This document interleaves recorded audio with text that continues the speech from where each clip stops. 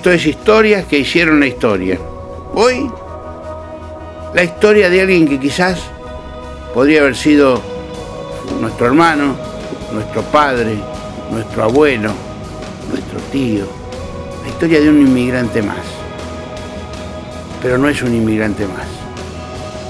Hoy entrevistamos al doctor Salvador Lograsso, titular del Colegio de Médicos de la Provincia de Buenos Aires y del Colegio Médico Distrito 2. Pero por sobre todas las cosas, titular de un alma enorme, de un corazón espectacular y de una capacidad humana que sigue asombrando permanentemente a los que lo conocen y deslumbra a quienes empiezan a conocer. Es la historia de un hombre que vino de Italia, de esa Italia castigada por la guerra, y que volvió a Italia con su nieto para que el nieto conociera la tierra del abuelo con el abuelo y no la tierra donde nació el abuelo. Pero mejor que lo escuchemos a Salvador Lograsso. Esta es la primera parte y vamos a tener la segunda parte la semana próxima. Salvador Lograsso, un hombre con historia.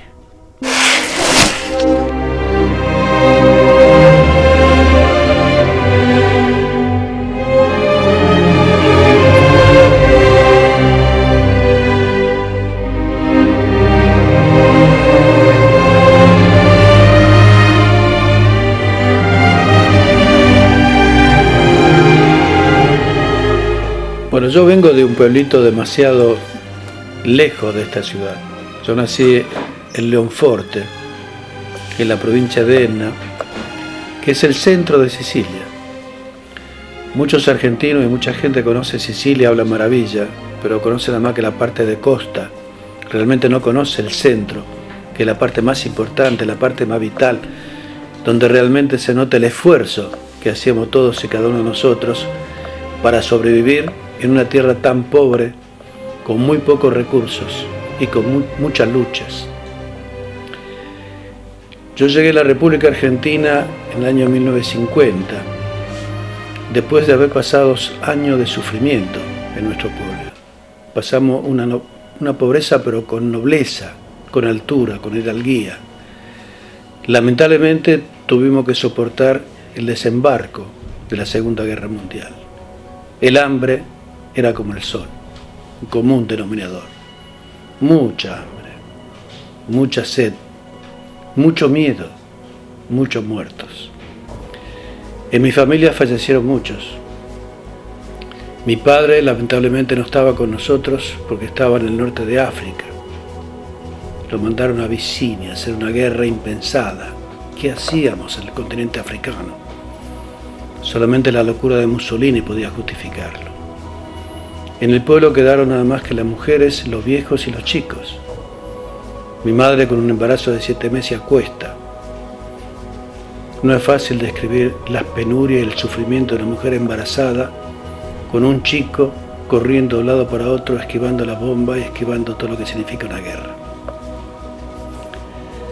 Ustedes sabrán que el desembarco fue el mes de junio, en la época donde muy poca tierra estaba cultivada para sobrevivir la gente.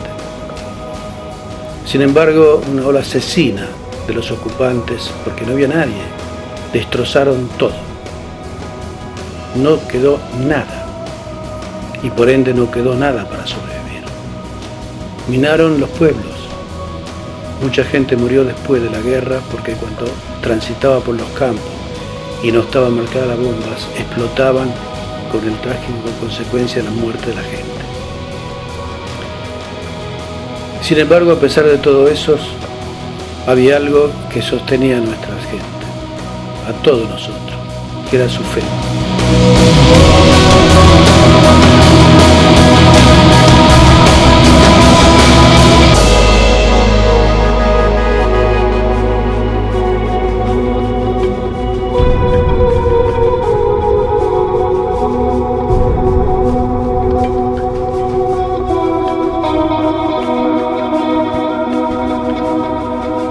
Cada vez que uno recuerda estas cosas, aflora una angustia tremenda. No es fácil sobrevivir a todo lo que nosotros vivimos. Por eso cada vez que se me pregunta algo, yo digo, yo vine a este país a matarme el hambre, porque aquí sí comimos. Sin embargo, la historia de mi pueblo es una historia hermosa, que vista con el tiempo, uno da el real valor. Terminada la guerra, hubo que empezar a reconstruir de alguna forma. Italia se declara una república, el sur totalmente destruido y abandonado. Siempre fuimos ignorados, siempre fuimos descalificados. Había una imagen televisiva de una película donde el comisario tapaba el mapa de Sicilia porque era un horror presentarnos. Siempre fuimos los mafiosos, los delincuentes, las familias. Nunca nadie dijo que éramos gente honesta, trabajadoras, explotada.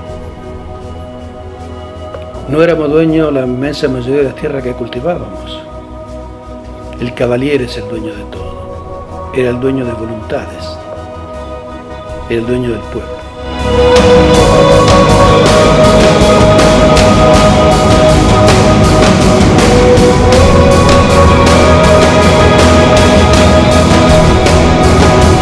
¿Cuál fue el primer acto de gobierno de aquel entonces intendente?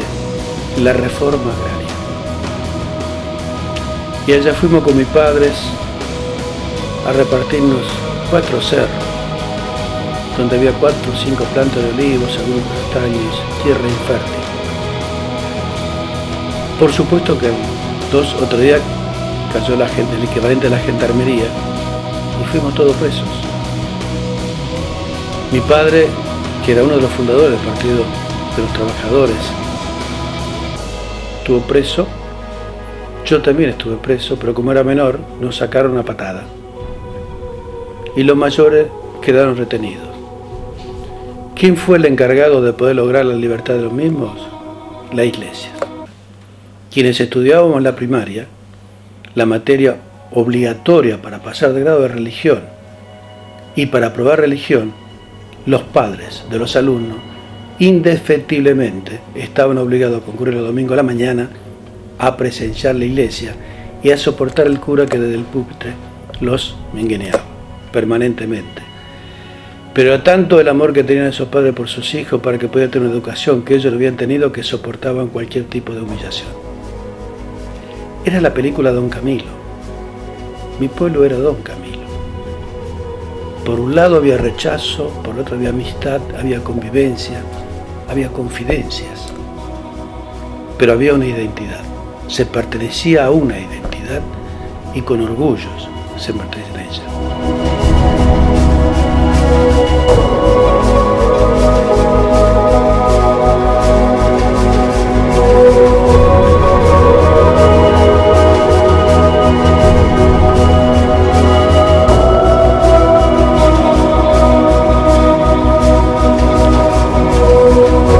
El pueblo pasó mucha hambre y mucha gente emigró.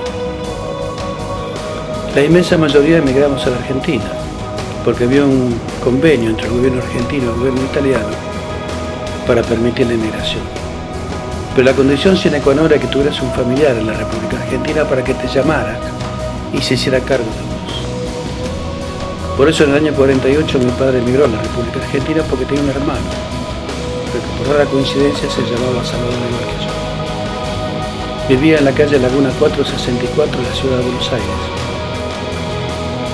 Y ahí fue para mi padre en el año 48, hasta que el año 1950 nos pudo mandar los pasajes para que nosotros viajáramos en la República Argentina. Las poquísimas cosas que teníamos, muy poca tierra. En aquel entonces no existían las escrituras. La venta era un apretón de mano. Las cosas más importantes que me dejó mi padre es el honor a la palabra y el culto a la amistad. Para mí la palabra es el mejor documento y la amistad, el amigo, es más que un familiar. Son dos cosas que todos los hombres del sur, sin excepción, hicimos culto y lo seguimos haciendo. Por eso entregamos nuestras pocas pertenencias con un apretón de manos y nunca firmamos nada. Y nadie se le ocurrió pensar a alguien que no era el dueño de esa tierra. La llegada al país fue como toda llegada. Podría seguir contando muchísimo más de mi pueblo. Yo adoro mi pueblo. Tuve la enorme fortuna de regresar varias veces. La primera, regresé con mi esposa. Y la segunda, regresé con mi hijo y con mi nieta. Yo quería que ambos lo conocieran en vida y no que fueran a conocer el pueblo de mi padre, sino conocer mi padre en su pueblo.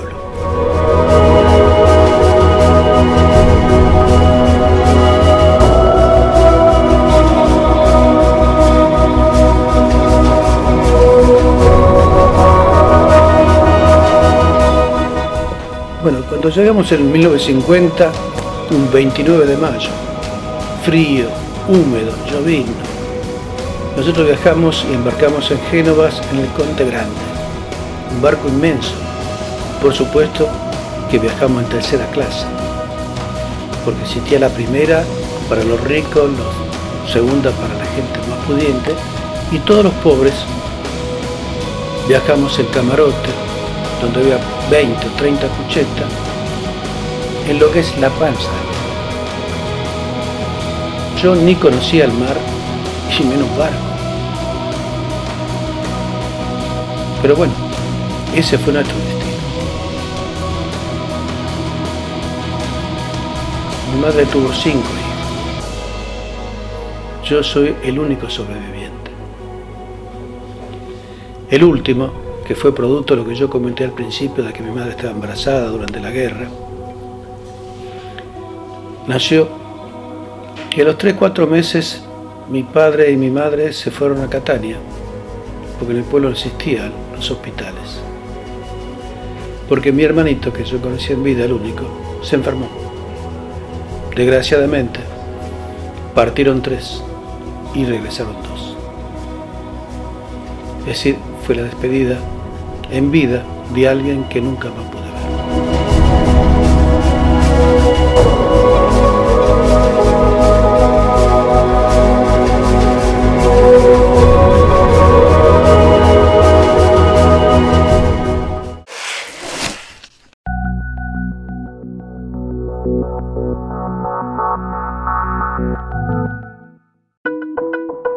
Ciudad de Mesina, fábrica argentina de artículos de limpieza y accesorios. Una industria ecológica del Parque Industrial Plátanos que recicla los residuos plásticos y los transforma en productos de limpieza para atender a las necesidades de su hogar, comercio o empresa. 60 años al servicio de nuestros clientes y de la comunidad, con la calidad de siempre. Atención personalizada y asesoramiento sin cargo. info@ecomesina.com.ar. Magallanes 949 Quilmes.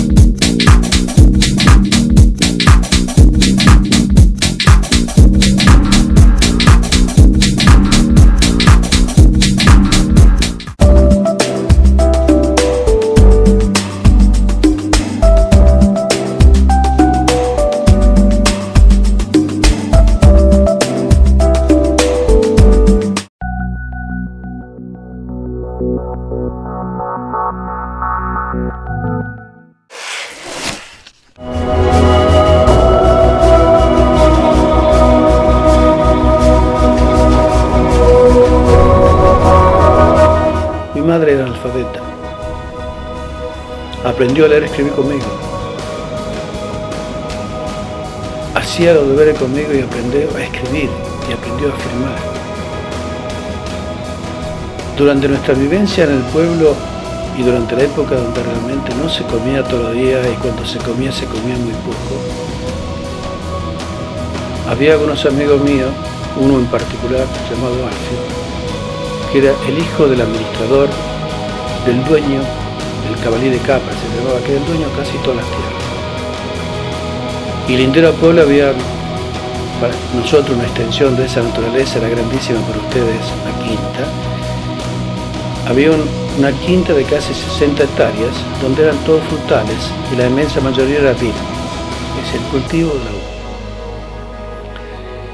El hijo de ese administrador cursaba la primaria conmigo y tenía serias dificultades de aprendizaje.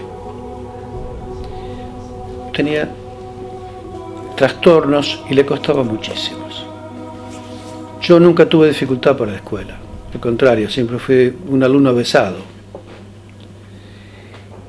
Y el maestro de grado, que conocía de nuestra situación, que conocía los padecimientos que estábamos pasando, un día me propone, ¿por qué no concurrís a la casa del hijo de fulano? Hacé los deberes con él, le enseñás un poquitito, lo incluís un poquito en la temática de las escuelas, y como va a ser a la mañana, va a ser muy difícil que al mediodía no te den de comer. Por lo tanto, aliviás un poco tu familia. En realidad, al comienzo no me pareció demasiado serio de que yo fuera a enseñarle a alguien o colaborar con él para que me diera un plato de comida. Mi orgullo era superior a todo eso. Pero a veces las necesidades obligan. Y al tiempo empecé a concurrir. Y fuimos colaborando con él, superó algunas etapas. Y durante nuestra escuela secundaria hasta mi llegada, concurrí todos los días a hacer los deberes, a enseñarle, a afrontar lo que era la calle y enseñarle un poco de la vida. Debo reconocer que la familia me acogió muy bien, que nunca hicieron la diferenciación entre alguien que tenía una posición social muy importante, porque ser el hijo del administrador del Cavaliere era casi ser el segundo del dueño del pueblo. A lo mejor alguien muy vanidoso hubiera utilizado esa influencia con fines propios. Yo seguí siendo el muy humilde de siempre. Y lo único que hacía era tratar de colaborar en algo y tenía una compensación mínima. Fue tanta la amistad que hemos hecho con ese muchacho que fue el único que me fue a despedir. Nadie nos fue a despedir. Porque tenía que viajar en tren. Y el tren no pasaba por el pueblo. Pasaba a 8 kilómetros. Por lo tanto, tampoco había transporte. Porque la sociedad de Leonforte se diferenciaba en 3 clases. Los muy ricos, que tenían caballos y algunos pocos coches. Lo que hoy sería la clase media, que tenían lo que nos llaman mulos. Y los muy pobres como nosotros, que tenemos un burro. Que lo cuidábamos como oro, porque era el único medio de transporte y la única medio que teníamos para trabajar los campos.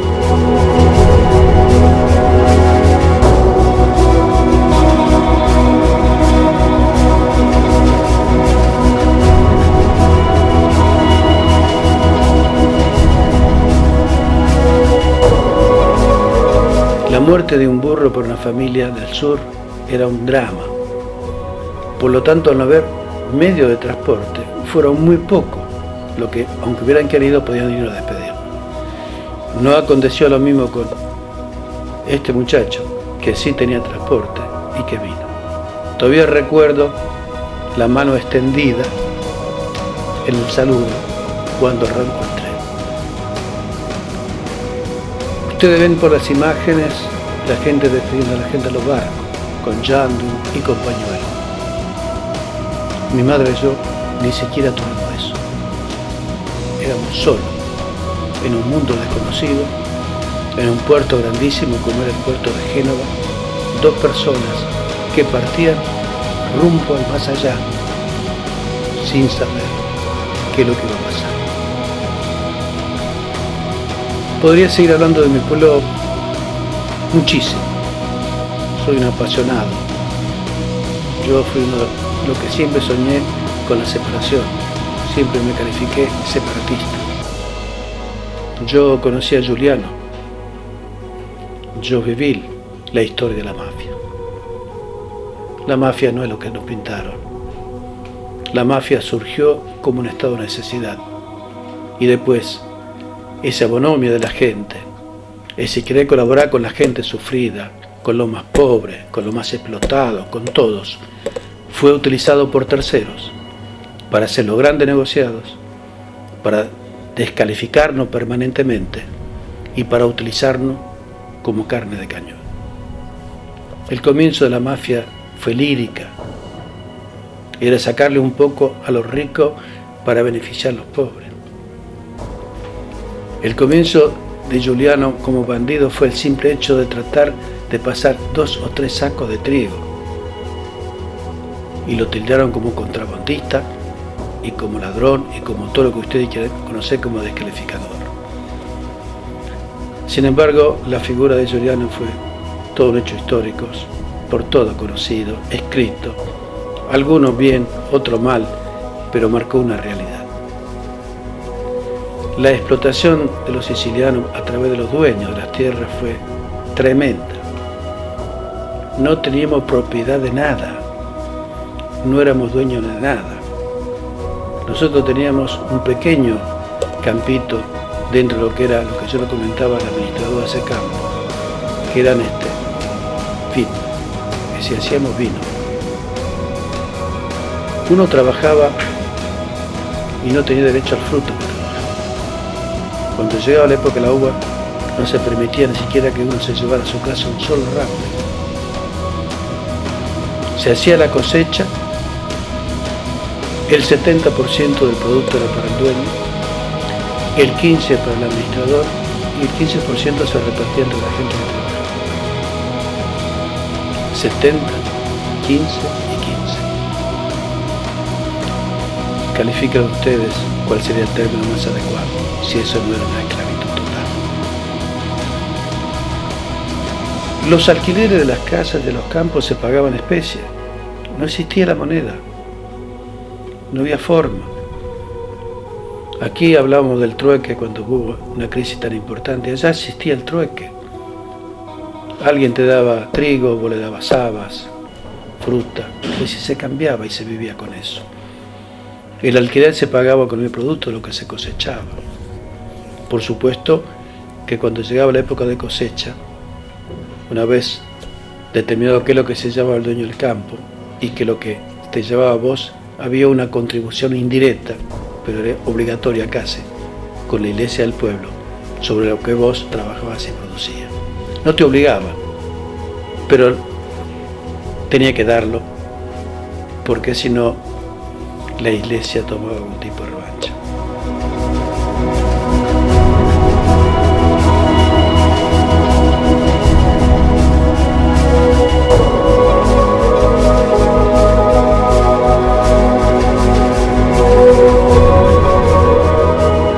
Bueno, como lo decía, llegamos el 29 de mayo del año 1950. Día muy gris, con mucha lluvia. ¿Usted se imagina un pueblito de la montaña, perdido a la mano de Dios, llegar a la gran ciudad como era Buenos Aires, con el famoso hotel Los Emigrantes? ¿Quién nos esperaba? ¿Dónde íbamos? ¿Cómo sería la vida? ¿Qué se hablaba? Llegamos al puerto y ahí la figura de mi padre, acompañado por mi tío.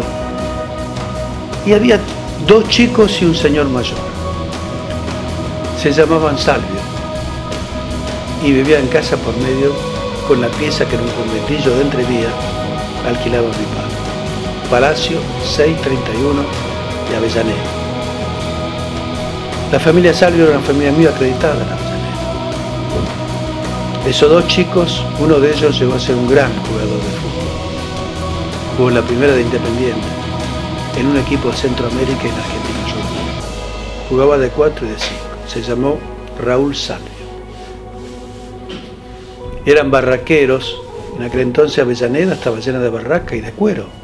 Ellos eran dueños de barracas y de camiones. y vivían al lado de mi casa. La única familia que tenía un teléfono en todo el barrio. Llegamos, nosotros teníamos una casa inmensa, porque ya se guardaban los animales, el trigo, se hacía el pan, etc. Y llegamos a una casa de un paisano, de 8 familias, con 8 habitaciones, la habitación adelante, la cocina en el medio y 2 baños atrás, que sacábamos turno para poder bañarnos. Yo no entendía ni una palabra, temeroso, con mucho miedo, vestido a la usanza de aquel entonces. ¿Se acuerda del famoso Pierino Gamba? Un chico que dirigía una de las mejores orquestas, esos pantaloncitos cortos. Durante muchos años me decían Pierino Gamba a mí porque el pantaloncito mío era muy corto. Llegamos y la gente nos dio una bienvenida tremenda. Trataba de agasajarnos con lo mejor y lo que nosotros ni conocíamos. Mi padre, un contadino, trasladado a la gran ciudad, era un ayudante de la construcción. Trabajaba en el barrio 17 de octubre, tan conocido. Eso que algunos después, para hacer asado, arrancaban los pisos de parquet para prender fuego.